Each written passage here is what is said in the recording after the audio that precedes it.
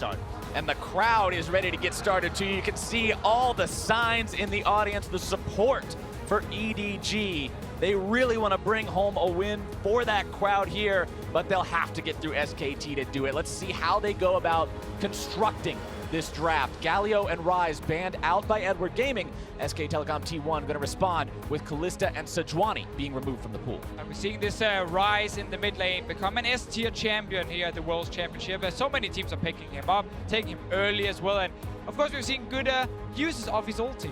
And there's good Rises and there's Faker's Rise. This guy has an SKT World skin for Rise. Very famous Rise, but has only lost, I believe, 4 times in his career, among his most played. So no surprise, the ban comes through from EDG. And once again, we see the Xayah priority very high. Xayah first picked on the side of Edward Gaming, as the Gragas and the Shen are the last couple of bans this time around. Now it's up to SKT. Let's see how they start their draft off. Very interesting to see such a high priority, a first round ban onto Shen. We saw Shen yesterday from Mouse. It was actually AHQ that talked about the fact that Shen, they felt like that was shutting down a lot of their counterplay, so they're respecting it, even though when I was watching the Shen, I was really feeling like they weren't getting the maximum value yesterday, EDG, out of the Shen's global presence. SKT getting maximum value out of their first rotation, though, stealing away Rakan from EDG, and then getting that Jarvan pick we see so often. They can still go for Tristana if they want to here as the AD carry and be more than fine down in this bottom lane here. I love to see, though, when teams are playing against like these Rakans without Xayah, actually go for like counter picks to the Rakan specifically. We're looking at things like Morgana can be one of them, Braum, Alistar, Thresh, like some of these champions that can shut down the Rakan very hard. Not in this game, though, because, you know, Janna Lulu Art Sensor is a thing, so it becomes just the safe Janna choice. Well, the Janna picked up, that means the bottom lane is finalized there for EDG. Xayah plus Janna. Then you've got the Rek'Sai in the jungle. Meanwhile, SKT, they're going with Jarvan most likely in the jungle and the Rakan Twitch bottom lane. And that's also where the Janna gets more value against Jarvan specifically. We saw it in the last game with C9. Like, you are this Jarvan here, you want to EQ combo into a fight, instantly you get ulted by the Janna, you're out of it, and you're actually not adding a lot of value there. And I think the Twitch is a nice pick here. It's not a big one for Bang. Prey certainly a famous Twitch player, but Bang, in and out in terms of his champion pool. I like it because you see Rek'Sai and you're like, well, backline threat is not there in the first 3 picks. You're feeling very safe to lock in Twitch. Pass-through damage will be a thing, whatever is locked in for the next 2 picks for EDG. So Twitch has been situational so far at Worlds, but I think it's going to keep rising in priority. And as expected by what you've seen so far in the first part of the picking, the banning in the second part will reply in kind, as the top laners are being banned out by SKT, Renekton and Trundle taken off the board, while EDG removes LeBlanc. Smells like Cho'Gath suddenly coming in for Huni, and then they can last pick mid for Faker against Scout to make sure they have basically lanes or solo lanes that can handle themselves. They don't actually necessarily need a lot of help in case you want to play around this bottom side where your Twitch is already sitting. So with the Trundle ban, which is one of those Cho'Gath counters, we can see, but sadly I've not seen actually so far at this tournament, but obviously Huni loves to play this champion in top lane. And there's different weeds that people will have. Other teams that play around their top lane that don't have Faker in the mid lane might lock in mid here to potentially flex the Jarvan, but SKT does not play top lane Jarvan with any regularity, so they're happy to go Cho'Gath, one of the dominant picks we've had so far at Worlds, and now Scout has to blind pick for mid lane. And we also need some magic damage from EDG, so Lucian should not be an option for Scout, even though he loves to take that champion. Corki is available for him to pick. Syndra is also there. LeBlanc is banned away, so he can't go back to that one, and he's actually going with Lucian. Okay, fair enough, you swap into Rumble. I'm just going to say very quickly, I do not like this. You're going to get so damn outscaled, it's going to hurt EDG, and they showed yesterday they could not close the game in time, and now they're opting into a snowball comp. When your #1 tank is a Rek'Sai, your comp might have some difficulties in the current state of the game, but that is what EDG has opted into. But what do they want to play against the Lucian? They've banned away LeBlanc and Cassio, we see it often. Will it just be a farm lane, and a farm lane that can go? Certainly Araya. If you checked in at MSI, you'll remember that Faker had struggles in this match. He's played it subsequently, he's been just fine. They're going for Orianna, they're going for scaling, and I see you rub your hands with the Deficio, because there's a certain time reader, around 25 to 30 minutes, where you only look at SK Telecom. And I'm looking straight at Clearlove on this Rek'Sai. Now Rek'Sai, good early clear, can gank in the early game. Clearlove is a player who's not been performing at Worlds. This is the game for him to prove every single hater wrong because he needs to be so active in the early game, shutting down multiple lanes on the side of SKT in order for EDG to get a big enough lead. I mean, it probably has to go Warrior, even though there is no front line. He does not have Rise Instant Stay. He does not have the Twisted Advance. There is damage in the lanes, but not reliable CC, so he managed to do it in the LPL Grand Final with the reverse sweep. His experience came in a trump in front of his home crowd in Wuhan. He needs to do it again. But you've got to be so careful, Papa Smithy. You end up going with a Warrior on this Rek'Sai. All of a sudden, you have 5 members on your team that make a delicious Cho'Gath burger, and he is going to just go to town with those feasts. You can build a Cinderhulk and a Warmog. He's got no front line EDG. Sorry to say, Rek'Sai can only do so much. This is definitely a game of timers for Edward Game. You can hear the crowd roar. They are ready to go. They want to see an EDG win here. You can see the signs. You can hear the cheers. This is the game where EDG could tie up their score, but SKT is going to be a real hard opponent.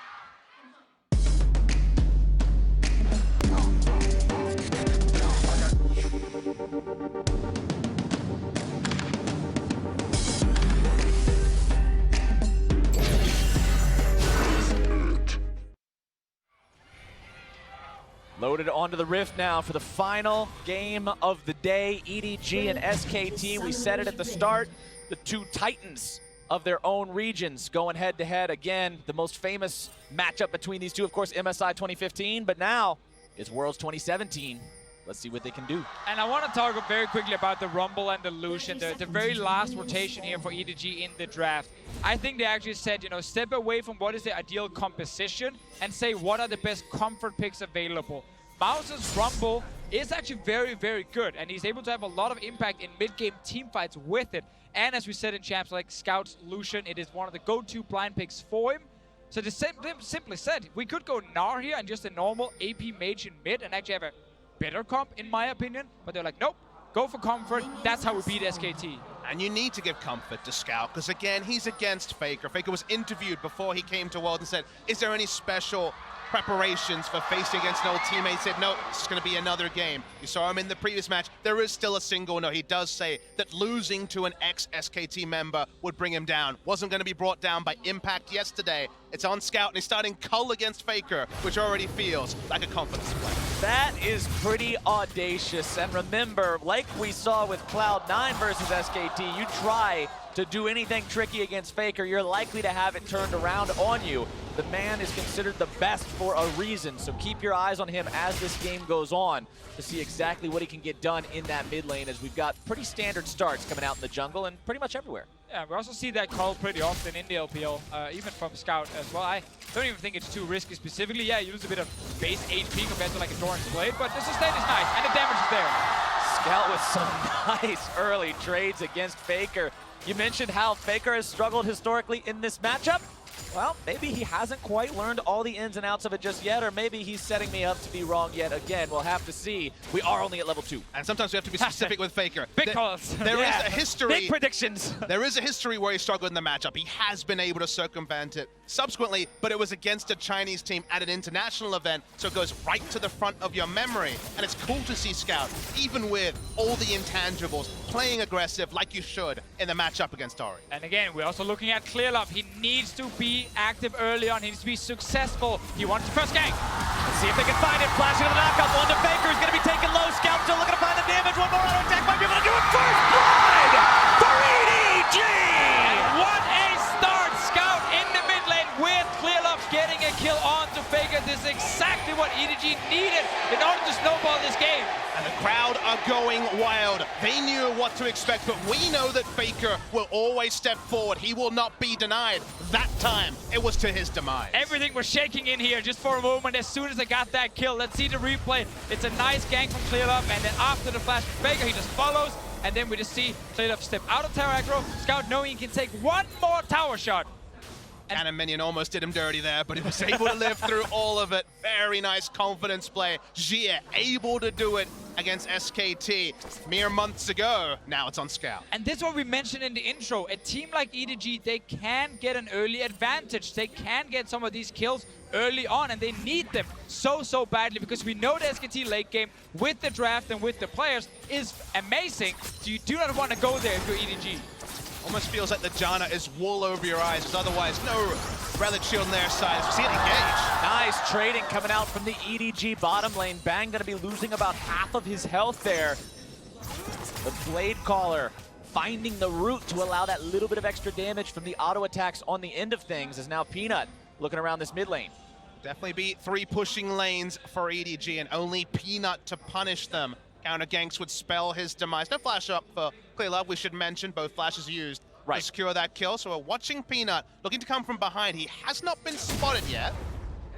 And there've been no camp on the bottom side, so EDG probably does not expect Peanut to actually invade there. They're gonna get surprised now. iBoy gonna be the one who's jumped on. Wolf starting the fight off. Peanut wants to come in here with the flag and drag if he can. Brute comes out onto Bang. iBoy still looking to get out, but not quite yet. Barrier is down, but he still walks away and survives with his life. And that's why barrier heal has become so common in what is usually very defensive bot lanes. It's not even single-digit HP. He lives with over 250. Barrier and heal is a massive injection, and SKT, even waiting for the engage, wasn't enough.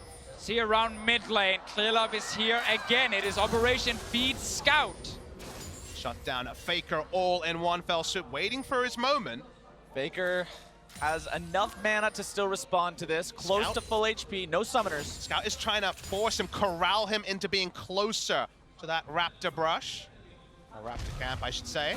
There it is. Clearlove comes over the wall, knockup comes down, more damage goes through. They don't quite have enough to finish it this time, but they will force Faker away. Exactly, they force Faker back. That means Scout can get level 6 in lane now and push in this wave. Faker will return only level 5 and lose some more minions. He's already down 15 CS this early on in the game. We're only 6 minutes into it. So once again, it is the perfect start for Scout in the mid lane. Stats comparison coming up on your screen right now between these two. Scout, 5.2 KDA compared to Faker's 3.6. Kill KDA participation. First place in kill participation from Scout. And KDA-wise certainly is night and day for the side of Scout. Kill participation's a little bit misleading. A lot of team fighting in the LPL. That's true. Goes to the late game, whereas Faker, we all know it, sometimes he just goes top lane, hoovers up minion wave, is more of a 1-3-1 threat. So that part is misleading, but it hasn't been a statistically outstanding season for Faker. Really the excitement for Faker, apart from his legacy, was how he ended the season, pushing through the other best mid lanes in Korea to eventually be stopped by BDD in the final. And EDG, one thing I'm excited about for this team right now, after they had initially found that first blood, this team was up 800 gold. Now later, they're up over 1,000 gold. That lead has been passively growing larger and larger because of the advantages they're just accruing in these lanes on their own. These guys are playing the early game well. Now iBoy and Mako pushing up the bottom lane yet again, keeping their opponents underneath the turret. Almost every time we pan down here, we're seeing Bang and Wolf just stuck farming up underneath their own structures. And Bang is just delaying all his damage in this game here with the Relic Shield. Now Ninja Tabby coming in as his first item. Looking at, of course, Xayah, Rek'Sai, Lucian, all going to his lane and fighting him. So it is an item that will give him a lot of value in terms of the stats, but again, delays his own damage. Call for the Xayah as well means he'll be able to farm up plenty, recognizing the fact that this lane's going pretty slowly. Clearlove trying to steal away that enemy blue buff from Peanut. 7-1 record for Clearlove as Rek'Sai in summer for the LPL. Now stealing this away, giving it over to Scout. Exactly what they need. And it was fun because when Clearlove, rejoined EDG here and started really finding success with these guys in the summer split once again, Rek'Sai was one of the champions he used very early on when almost no one else around the world was actually playing Rek'Sai. But it's such a signature pick for him because he's not the kind of jungler who wants the big flashy mechanical plays. He needs some consistency, some steady champions. And Rek'Sai, it is so consistent what you can do with these games. TP coming in from Mouse. EDG wants to make the play onto the SKT bottom lane. Heal going to be used. Wolf escaping for now. EDG commits a lot to this. They've got 5 men bottom lane, but they can't find any kills. Summoner spells expended by the SKT support. Gets him out safely. They want to stick the landing and actually take the turret here. Otherwise, it's going to be obviously a big misfire for them. We should have communicated to Mouse there was no summon. There was summoners up, sorry. The side of SKT, so not able to push them down. And Wolf and Bang feel confident enough to return. The turret is close, but it's not down yet. iBoy going to return some fire now onto Bang and Wolf. Gets the blade collar, but only with a single blade. A Scout going in onto Faker, going to be Shockwave, but the culling still comes out. The heal's going to be popped. Faker trying to get himself away from this and does do so. Scout not afraid to play aggressive at all now. He knows he's going to win that 1v1, and it's a position he's often in the OPL where he can play so aggressive in the lane. Scout is the kind of player who loves to invade into the enemy jungle and find someone to just skirmish him. He often doesn't really care about the vision or where the enemy team might be. If he can find one guy to duel, he's going for it. Yeah, his first thought is to fight, and in a game like this where that needs to be their game plan, they need to keep snowballing. It's not the worst sort of weapon to have on your team. Clearlove, like you say, with the reliable ganker and plenty of follow-up damage from Scout to follow that. Clearlove pathing around bot side. The earlier they can take this turret, the quicker they can start rotating and playing around Rumble's earlier power spikes. But Huni in all this madness has farmed up consistently. Exactly, and Cho'Gath we know will be the monster in the late game, and it's not the same for Rumble. After things like the Locket was used all the time, Redemption came into the game as well, and people started getting a lot of access to very easy shields. Things like Rumble had a harder time being super valuable in the late game, because when you lay down that big ulti, which is your main thing you're bringing to the team, and you just see a Redemption and a Locket coming in saying, well, that damage is kind of gone, Rumble loses a bit of value there. Scout going in yet again onto Faker, this time not having the best of trades, only pretty much breaking even, but a nice shield from Mako to help make sure he's fine against the retaliatory damage there. It's actually really big for SKT to be able to steal away the blue buff to balance what EDG was able to do stealing their blue. Notice that Faker went for a respectful Seeker's arm guard first. His mana costs were going to be an issue, so picking up the blue allows him to just passively wave clear and not actually lose turret HP if he was denied that pickup. Clearlove looking around here again, seeing if maybe there's any opportunities for anything. He does have the Cinder Hulk completed. I want to go ahead and bring that up because we were talking about the jungle item differences earlier. He is going to be that main tank for the team. He knows it, and he's got to get as tanky as he can. And I think he should focus on what it brings him early. It lets him turret dive with the HP. It's much more about what he can do in terms of how aggressive he can gank rather than what he can do in the late game with the Cinder Hulk. Boy. EDG taking down that first turret there in the bottom lane. Scout looking for Faker yet again. Popping the Bilgewater Cutlass, flashing away from the shockwave. Might still be looking to find some more here. The culling coming out as Peanut now going to be taking the brunt of it. The ulti, but the charm and the counterattack is down. Clearlove's forced to flash away, and EDG will not find success this time. Fancy moves right there from Scout, and I gotta say, I'm not a fan of Faker even taking that fight in the first place. He's going with this build that's very, very slow, and he actually just baited in his own jungler and support to come and help him. If you're Faker, you just want to wave clear. Never try and 1v1 the Lucian this early in the game. I mean, he had first roam from his support, so I think he just saw blood in his eyes. That time, it was never going to be there. Like you say, the items weren't there to complement it, but we saw Boy and Mako sticking together. Wolf made the first roam, spared any blushes, but still, the CS lead exists for Scout. And now EDG gotta make a decision here. Do they want to go top and try and get another tower, or do they want to go bot lane, push out the lane, and secure Mountain Drake? It looks to be the call for more turrets. Simply saying we need the outer turrets gone, we need more gold, so Scout can become a split pusher. And the immediate gold is really what I take away from your point there. Rumble wants to get the first item, wants to get his power spikes going with the Liandry's. The Mountain Drake really represents a later game win condition they're not looking for at all. So making this rotation compared to, say, Reckless, for example, returning to bot lane, is just different priorities for the side of EDG. And I really like going for the tower. Sure. Because again, Mountain Drake, while it is nice for you when you're going to kill objectives later, you need gold because you want to be an item ahead of SKT. So when they're trying to fight back, when Baron spawns, you just win that fight straight up by being so far ahead.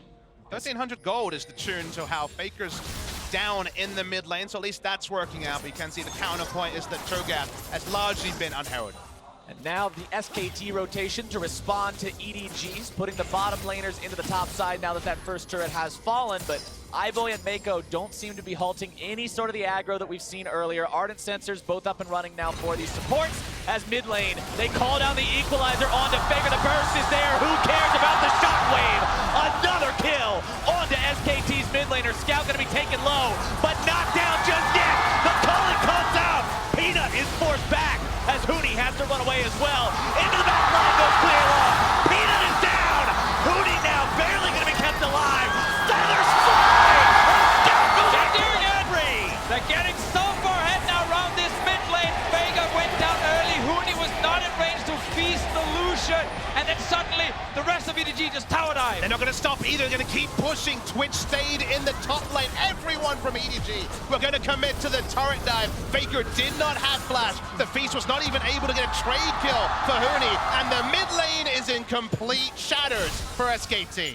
This is not what people were expecting from this game. You never head into an SKT game expecting Faker to be the one who is constantly collapsed and just taken down.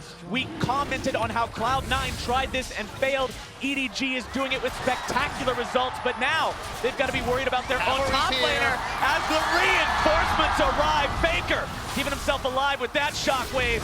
Mouth's going to be taken very low, but Huni is rooted up, locked down, and pushes a one-way ticket back to the spawn platform. Huni just got denied again. He's so close to be able to feast someone for the kill, but then the CZ comes in. I love this play here. No flash on Faker. Instantly Mouse committing everything to take him down. And now Huni gets enough damage to actually kill the Lucian, but at the very end, the knockup from Clearlock prevents the feast from the Cho'Gath, and now we get the tower dive. And the tower dive here, we talked about what can you do when you have a wreck site this early with Cinderhawk. Dive turrets aplenty. Wolf tried to spare the blushes. Twitch was never gonna get there. EDG, you said in the draft division, I don't like it. And based on what we saw yesterday, you were vindicated. Everyone was right there. All the armchairs were there, right there with you saying, don't like it either. That's not the EDG I saw. They can't close from the early to mid game. They haven't closed yet, but their understanding of how aggressive they needed to play is really heartening to see. They've done everything right here in the early game, and I just want to give so much credit also to Clearlock, the man who's been criticized so often for his performance on the international stage. One of the best players of all time, if not the best player of all time in the LPL, is now showing up here in the early game on this Rex. I've been involved in almost every single kill.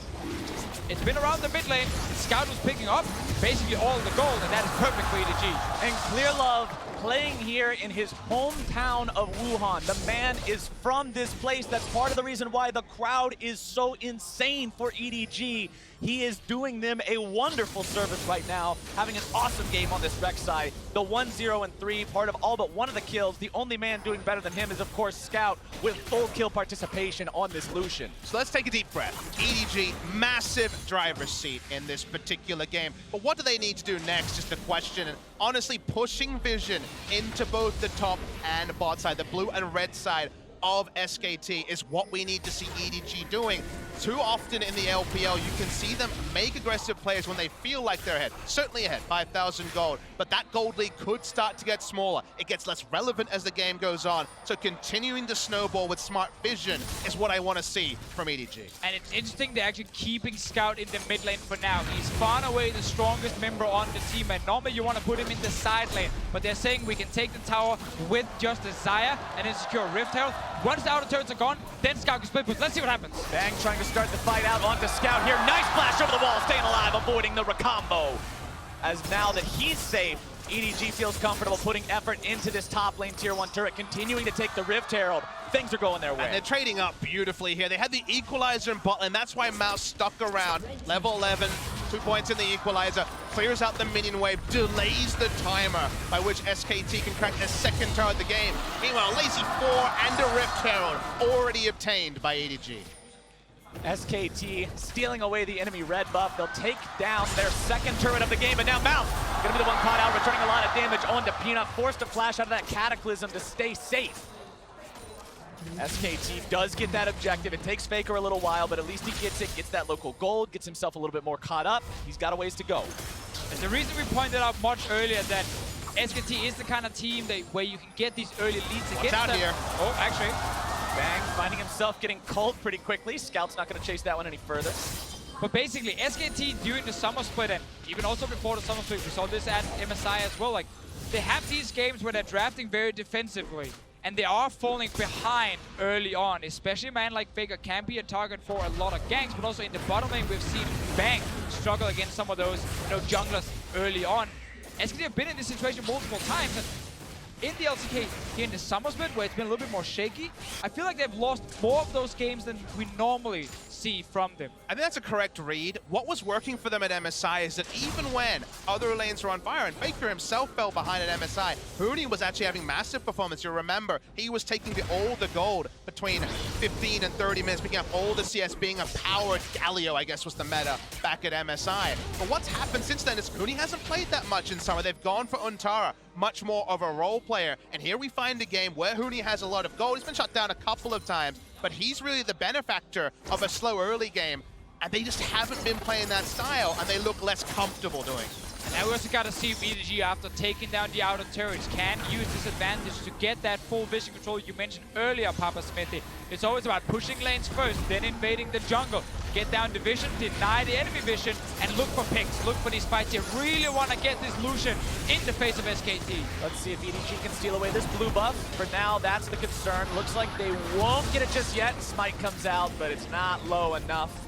Good patience there on the spear from Peanut. Means he can grab that for himself, but it is denied from Faker. Just contesting this keeps it off the mid laner. Another Mountain Drake spawning as well in a few minutes. So EDG will have a lot of tools to rushing down a Baron, which is a good thing for EDG, because yesterday they spent so much time setting up control wards and then never starting the Baron itself. Never feel like they could just take it down fast enough, and it bought so much time for AHQ. This game, with a Fed Lucian, with double Mountain Drake potentially coming for them, then you can start that Baron and take it down very quickly. And you talked about this same principle last game, Deficio, when we saw Cloud9 take the early Baron, how useful it is for these teams that want to win quickly to be able to secure that and snowball that lead and take enough control of the map that their opponents don't feel safe or comfortable going for that scale. And an interesting stat, actually, in summer season, it hasn't been the big comebacks for SKT. At 20 minutes, the biggest gold lead they've overturned is 4.5k. We're looking at a game where that's already been eclipsed. So SKT need to find new favor, need to show they've worked on reintegrating Huni in the 6 weeks or so since the LCK final, because that has not really been their recent experience, even though they've lost a lot of games. Exactly. If you look at that draft, right, they have two big tanks in the front with Cho'Gath and Java that won't just die instantly to the AD carries of EDG. You then have two carries that actually have the ability to reach the back line. You got the ball being moved in and the shockwave from Faker. You got, of course, the ulti from Bang. Scout is getting caught out. Scout in some trouble here. Might have a difficult time getting himself away. Has to try to escape the cataclysm. Some fancy feet to get out of that one. Make sure he dashes over the wall. Now Peanut, the one in trouble, can't quite flash over. Nearly getting himself killed. Equalizer comes down and takes him out. Mouse grabbing the kill. And they're just trying to make engage where they don't have the damage. It's not a warrior jar, but it's much squishier, and there could be more. Now's not afraid. They try to go back in. Clear Love looking to grab the ulti, but a dive boy who's got the damage.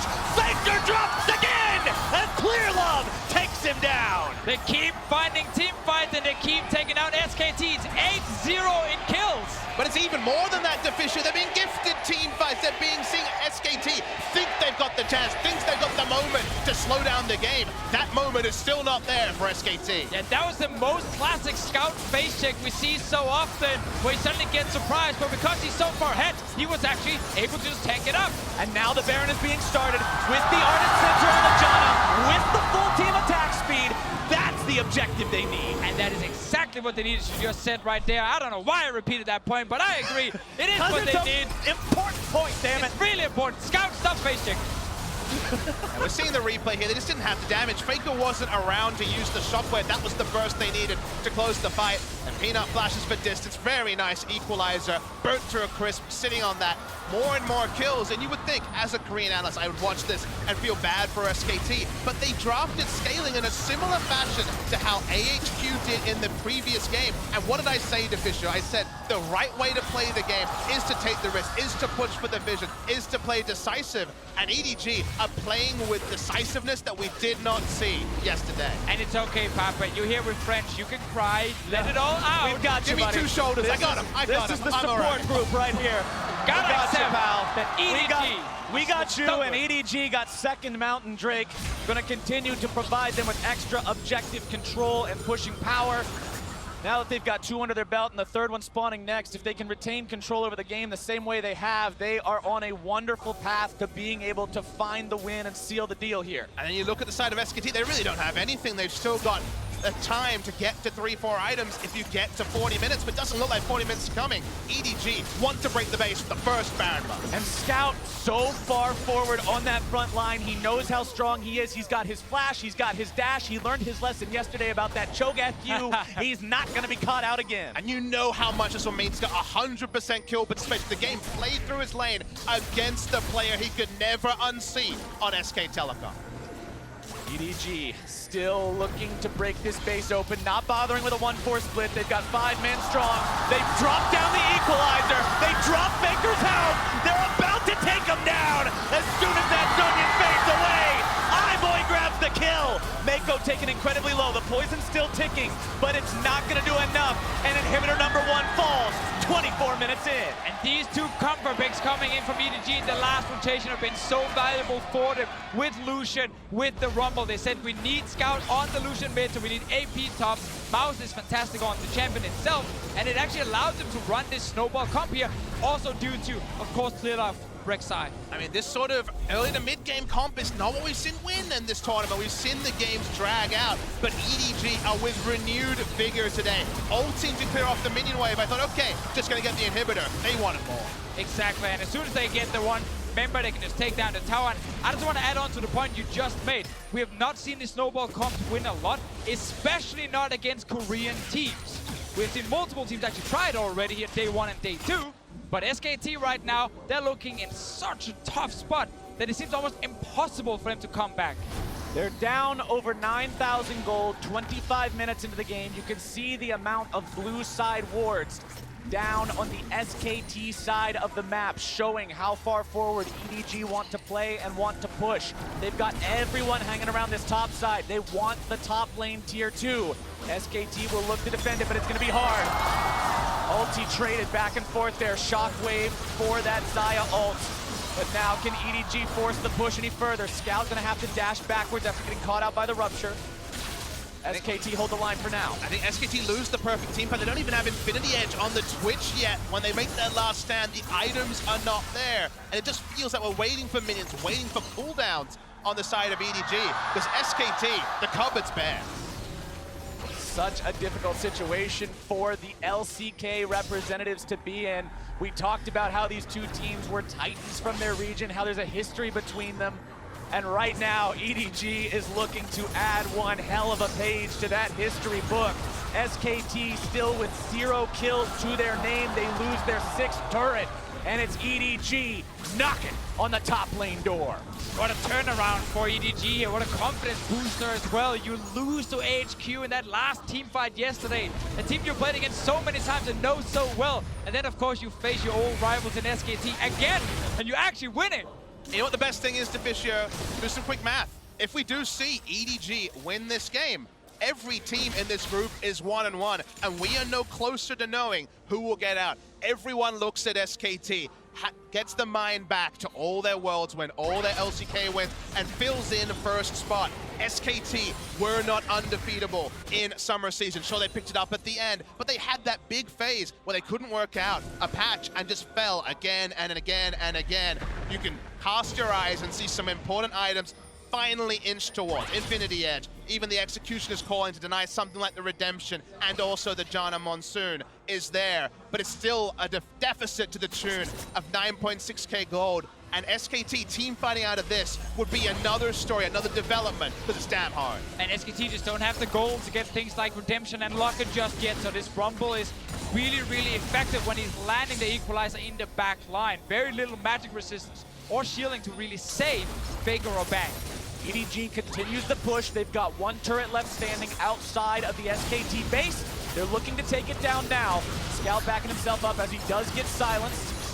Shield onto him as he is playing the role of the front line this game. Both Baron and 3rd Mountain Drake will be live in slightly over a minute. And when you're missing that clear front line, what you need to do is be able to run aggressively towards the enemy team. And that's where the Rumble can come down behind the tower and then set up the rest of EDG with Clearlove chasing at SKT. To me, when I start to think of how could EDG lose a fight, it's not keeping tabs on Twitch and turret diving, being surprised by his damage. If they see Twitch, they'll know everything they need to potentially take down SKT. Waiting on that last big engage. If they win a fight here, the game is completely over. Culling comes out. Look at the base of SKT. It's being absolutely ravaged by these super minions. Nexus turret number 1 almost already down. EDG continuing the pressure here in the bottom lane. Scout says, I don't care about the minions. I just want to put damage into this thing. They see Orianna. They don't need to play as respectful. They have control wards. If they wanted Rek'Sai around the left, it's around the right though. That's going to be a turret. It's time to pull the trigger. They do so. They grab the turret. Now they can move back to the Mountain Drake. Then they can set up for Baron Vision. The path is clear for EDG. They'll take down the Scuttle Crab in these last remaining moments, waiting for that Drake. They're getting a third Mountain Drake. They already got the first Baron. That was huge for them to actually get a bigger goal lead. They're saving the Drake for now. They got two already. Bang is hiding. He's coming. Bang looking to come in. Here comes your initiation. They're right through. Oh my God. Banger Shockwave will find them all. And SKT, with a hell of a response, will take down 4. They did it! They fought back from a 9,000 gold deficit and won a team fight against all expectations. Rumble could not get the perfect equalizer because in half a second, everyone's health bar exploded. One mistake, and a team like SKT will punish you and they will take it all. I have talked to multiple casters and analysts so far during Worlds leading up to Worlds, talking about SKT as a team, and when you watch SKT and they're down 10,000 gold, you can never count them out. Consider EDG have no vision on the red side. Where is Twitch is what they should be asking. When they see Ori, they can probably guess, but this Wombo's out of this world. It all starts with that engage from Wolf on the Rakan, and Pinky picked up fairly late into Summer's play, but had some very impactful performances on in the playoffs, using it here to start the fight, set up the Shockwave from Faker, and of course, easy damage for Bang as well. And that's now a Baron to SKT. From 11,000 gold to 4,000 gold, SKT bounces back. And right now, EDG wish they'd just taken that third Drake, recalled, gone back to base, reset the entire map. But sadly for them, they walked into the mid lane and SKT were ready. And now we've got that point where you've got to worry about the composition difference because SKT has that scaling comp. They've got that big front line. I mean, you just put your eyes into the items on the right side of your screen. Death Cap out of nowhere. Second Zeal item completed for Bang, who was smarting, what, 5 minutes ago without even an Infinity Edge. That's turned into 2 Zeal items. And these are the item points. This is the time of post 30 minutes where some of those prophecies from pick and ban suddenly look eerily surprising. But man, the way it got here, the turn it took, was basically a horror film for any LPL fan. I mean, it's been a fantastic game to watch so far here. And the fact that SKT are now hitting the late game, meaning they have the stronger comp, is fantastic for them. They're hiding in this little brush here. Seeing if they can find the pick on the Huni who pops the Righteous Glory, but there's no way out of that. Bang shows his face, but not really an equalizer. Equalizer comes down. Both redemptions going to be overlaid like a Venn diagram. Not a lot coming out from either one of those. Peanut now going to be the target. SKT may be in a tough spot. Scout looking for more. Has to be very respectful of what Faker can do. I like the play there from EDG. Hide in the brush here to get a kill to try and stop the Baron bot team from pushing. Bang still got ulti. 25 seconds on Huni with TP ready. But you see the pauses they have to take now. Suddenly, you can't face check the Death Cap Orianna. Suddenly, you are respecting the Twitch. So Relentless Aggression could have happened after a single pick before that fight. Now, respect is required. And you mentioned some of the offensive items before here, Papa Smithy, like Death Cap. I just want to go back to the Locket and the Redemption. They were not there before when EDG were snowballing. They are here now. So SKT are able to stop this Rumble from having the same impact in team fights, and no one is really dropping low when EDG are starting fights anymore. And that's kind of the scary thing is Locket plus Redemption equals a sad Rumble. Unfortunately, even adding on items, that is just a natural counter that was added into the game a couple of months ago. So SKT maybe need to stay grouped. Maybe they can't rely on Huni, not have all those isolated deaths, but they are in with a fighting chance. And you also got to feel a little bit sorry for EDG and the triple Mountain Drake, because the value of these have now basically disappeared when it comes to winning late game fights. You've already gotten most of the objectives you needed. That second Baron respawn was supposed to be where EDG cashed in on having multiple Mountain Drakes just rushing it down. But they lost that fight. They're not getting any scaling from it either. So it's all in favor of SKT at the moment. How quickly the tides can turn. All it takes is one incredible team fight from one incredible team with one incredible Shockwave and now they are in full control, pushing up into the base of EDG, wanting to claim some inhibitor turrets of their own. They've got Huni in the top lane, everyone else here bottom side, seeing what they can accomplish. Baron will be active for another 45 seconds as EDG has just seen a complete change in attitude from Scout being on the front line, constantly flexing those muscles, shooting whenever he has a chance, to now having to play back behind that turret. Comp can't deal with the 4-1. Cho'Gath and Rumble. Cho'Gath laughs in the face of Rumble. At this point in the game, he's going to take a free outer turret, the biggest factor. Philip wants to make a play on the floor. Clearlove goes in, looks to find the flash into the knockup, but now it's going to be Scout who's in some danger. There comes your finish down! And bang down! They look like two! They get the support as well! They've got the double kill for iBoy! Hooney's on the run. EDG looking to finish him off. The Righteous Glory pops. Hooney's gonna get himself away, but the Joe is slow, and Scout's looking to run him down. He's still chasing. Hooney's just trying to buy time here. He wants people to respawn. Hooney's gonna die very soon. Hooney will go down. The flash from Mako to Bringing the guarantee it. minions. EDG marching up the mid lane. They've got 25 seconds on Bang and Peanut. They just need to kill one inhib and then straight towards the Nexus turrets. It's just Orianna for 15 seconds. They'll get the respawns. Wolf will be there in 5, but EDG are 5 men strong, and they feel like they can finish it here. Faker needs to try and kill the minions. Shockwave is ready in just a few more seconds. Wolf and Bang ball are there. up. Wolf and Bang are up. EDG decides to not go for this. They know that they could go so wrong so quickly. They back away. Great engage though in the bottom lane. They knew Hooney was in the top lane.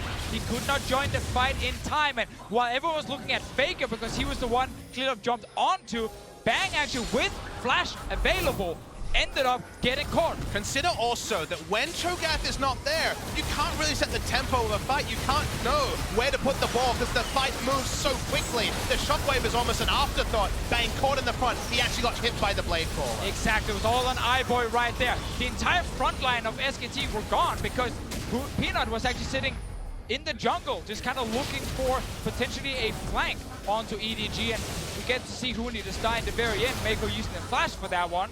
My favorite thing is we're being spoiled. This was not supposed to be a game of inches. EDG were running them over. We thought it would just be academic. SKT only have 4 kills on the board, have not won a team fight, barring the explosive one in mid lane. But suddenly, it's all up for grabs. A gold lead for EDG. So many advantages for EDG. They've done everything but punch their ticket to a single game win in this group. And yet, everyone is sitting here wondering, because we've all had PTSD about SKT coming back. This team is so good at playing from behind, and you mentioned just a few moments ago to Fishio about the status of the Mountain Drakes and how those are not the most useful, but they will provide Elder Dragon stacks. Scout gonna be caught out. They get both the AD carry. Scout jumping himself away, but Wolf is down! EDG's found one. Clearlove gonna be going into ulti mode to keep himself safe, bang! but Bang goes bang, bang, bang! Rat-a-tat-tat finds himself too. Now they're looking to finish off the red. Going. Scout drops. iBoy stands alone. Man, iBoy, if you had more of a front line, you can see the blinking health members. Bang chose his moment, popped out, and the squishy members of EDG were taken down. So often, it is Scout starting fights. This time, once again, face-checking. But I know I was guilty of seeing the start and thinking, maybe this one, they would win. We all saw it right there, equalizing the choke point, both dying early, but that's where the problem with all these squishy members comes in for EDG, because Bang's ulti will always go through almost all of them and deal so much damage. Now, yesterday we saw twice Scout is caught on Lucian, game ends. He's caught here, he gets equalized, but remember, he gets shockwave, but doesn't matter. Equalizer comes in, but Bang is not there yet. He's not using his ult yet.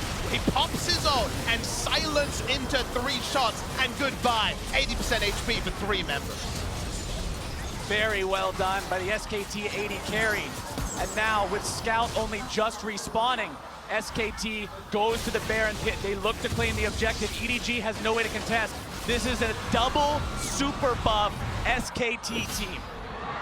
And once again, you have one of these games where you just feel like EDG should be able to win because they were so far ahead. But on the other side, you have these legendary players who's been in this situation for years, like Bang, like Faker, and they're able to come up big in the very, very important moments. And the part I love about Worlds is Deficio. It feels feels like it's a final here. It feels like this is the culmination of something. It's only the culmination of day 2 of the group stage. The crowd going mental every time EDG picks up a kill. SKT trying to steady the ship.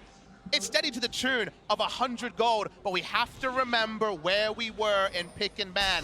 100 gold at 38 minutes means that SKT's team comp is ripe for success. And you talk about the crowd going mental and the feeling of this whole game, but the arena is silent right now. The crowd is on a knife's edge waiting for the outcome of this game.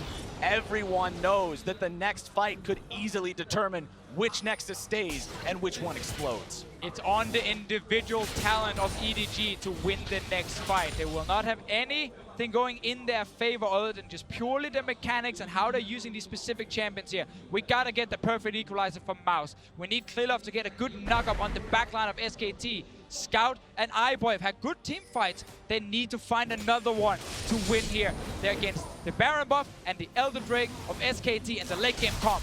Once again, Huni not grouped. Of course, they're working on their side lanes here. SKT wanting to take down the last of the turrets, shy of the inhibitor turrets. It goes down, their first gold lead in a while. Inconsequential, like we mentioned, though. Not in any way getting the maximum value out of these buffs, it should be noted. Elder will be falling soon to stay themselves up, and, well, at least we can rejoice, because when we don't see the base being broken, we're going to get at least one more 5v5. Any single fight, any single pick could be this game, gentlemen. Red inhibitor respawning mid lane as Bang opens up on the top lane inhibitor of EDG. Scout, Clear Love, these guys that did so much in the first part of the game now find themselves on the back foot yet again. All 10 summoner spells up on the side of EDG. Not the same story being told for SKT, but they've still got the majority of them. It's like you said, Deficio, it all comes down to who plays it better. Gold doesn't mean anything. Everything before this point is just moot. It's equal ground. It's who's gonna win. And Clear Love wants to go in. He's gonna be silenced, forced back a little bit now. Peanut soaking some damage of his own. Wolf jumping to his aid. The inhibitor turret continuing to tank damage. The knockup coming out again onto Clear Love. Mouse not finding the opportunity to lay down the damage. Scout. As Scout goes over the wall, finds a couple more shots into Huni. SKT now retreating after grabbing the turret. If Huni hadn't fallen low, they would want to stay here longer. Massive group minion wave pushing in bot lane. They prepped many moons ago. Huni will, with the war marks though, be able to, out of combat, get that health up. Bang, of course, does not want to ult to try to take down the inhibitor. It's still going to be a bit of a seesaw, but look at that minion wave in bot. Scout getting himself away from the rupture. The minion wave bottom is going to be an issue here soon. EDG holding on for now, but who will they send to deal with that minion wave, if anyone at all? Inhibitor taken very low. Bang still invisible, now shows himself. That means EDG knows exactly where everyone is, but it doesn't look like they're going to be going for the fight just yet. Culling comes out, but to no real effect. Faker going forward, wanting to find that shockwave, instead gets the ult for ult trade. SKT will start to move towards mid lane. That will relieve pressure. Humble will be able to clear out the minions in bot side. But they do lose their inhibitor. It was unfortunately a seesaw where there was only losing options for EDG outside of a miracle outplay on one side or the other. Again, we get one of those moments, or maybe not. Oh, Clear Love could be in some real danger. Has to flash away from the cataclysm of Peanut. SKT now looking to run these guys down. Can't quite do it. Clear Love's got the tunnel. And that one was very big for SKT because the main engage of EDG is Equalizer and then Clear Love flashing in, knocking up someone in SKT's back line. That is now gone. And just to be clear, that basically means they don't have initiation. That is about as situational as can be. The moment you're laying down the equalizer to slow people, you are losing massive value out of it. The early game plan where they were forcing SKT on their turn, initiation didn't matter. Now, where the game has become line ball, those few tiny mistakes they made, that one team fight in mid lane, and the team comp really doesn't have the answer. And that's what we said in Champion Select, that EDG had some fatal mistakes on day one, and every one of those windows that you even leave cracked open, SKT is gonna kick wide open. But let's be clear, take the advantage. AHQ had gaping open windows. The gust was coming in, it was a big breeze, everyone felt it. I put on a jumper. The windows here were much smaller, and yet SKT did SKT things. Exactly that. Huni gonna take about half his HP and damage there. Gold difference over time. You've got a lovely blue mountain range that suddenly dips into a lake of blood, and that blood has been SKT's lead. has been EDG's lead, SKT's revenge as they break down inhibitor turret number 2. SKT are feeling so confident moving forward, hitting the turret, knowing Lilov can't get onto them very easily. iBoys had some good moves where he actually caught out Bang with his own blade caller, but then he needs to play very aggressive in the fight and exposing himself to a shockwave or maybe to Bang's damage with that ulti from the Twitch. Scout getting himself away from Faker. Culling comes down. Equalizer also going to be used. Redemption now to continue the fight, but it's Clearlove who drops first. SKT continue the charge. Clearlove taken down means there is no front line for EDG. SKT continues the push. The Featherstorm comes out but won't be finding anything. And SKT will look to end the game here. Scout barely getting himself away. Now going to be juggled around. Now going to be brought down. Faker grabs the kill in the mouth. Bang with the killing spree on the Scout. Watch iBoy. And no matter how bad things looked, SKT still looks to finish here. iBoy alive. You've got to be mindful of the Xayah.